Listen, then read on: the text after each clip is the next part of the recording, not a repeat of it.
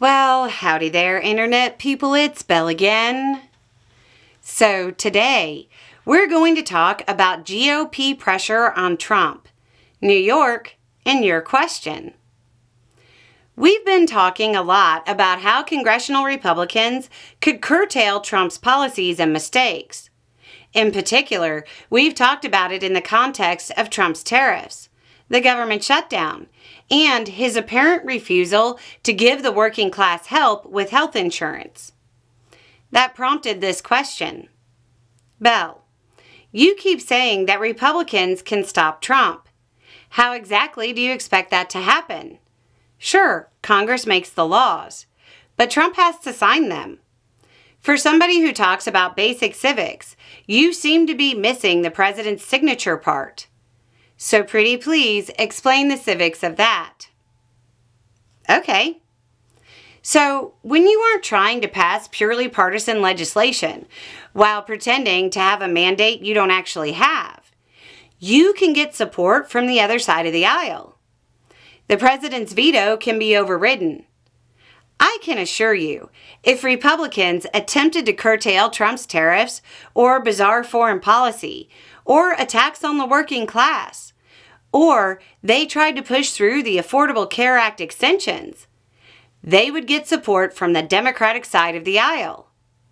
By Republicans in Congress abdicating their legislative responsibilities, they are co-signing Trump's activities. All of them. It isn't just Trump. Beyond that, they don't even need legislation. They could just apply political pressure to a member of their own party. So, that's how it could happen, and the civics behind it.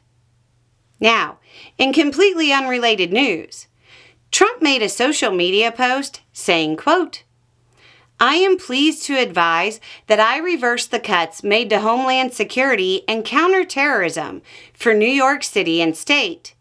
It was my honor to do so. Thank you for your attention to this matter. The context to this is that back in August, the Trump administration denied $87 million for CT funding. Then in September, the administration withheld an additional $102.7 million. New York's Democratic Governor, Kathy Hochul, pushed back hard against the cuts. But let's be honest. Is there anything in Trump's history that suggests he listens to Democratic governors? The fact is that Trump also got a lot of pushback from Republicans in the House that worked quietly to get Trump to realize this was a bad idea. Representative Nicole Malliotakis, a Republican, attempted to take credit by saying, quote, I spoke with President Trump on Wednesday, and within 48 hours, this critical funding was fully restored, supporting the NYPD's counterterrorism initiatives. She wasn't the only Republican to work on the issue. Trump reversed his cuts because Republicans applied political pressure quietly, while the Democratic governor did so publicly.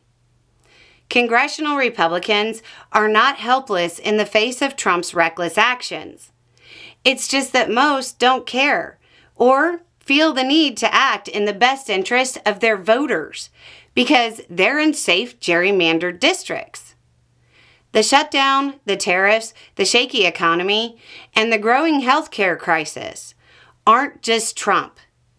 They're the product of Republican policy. Anyway, it's just a thought. Y'all have a good day.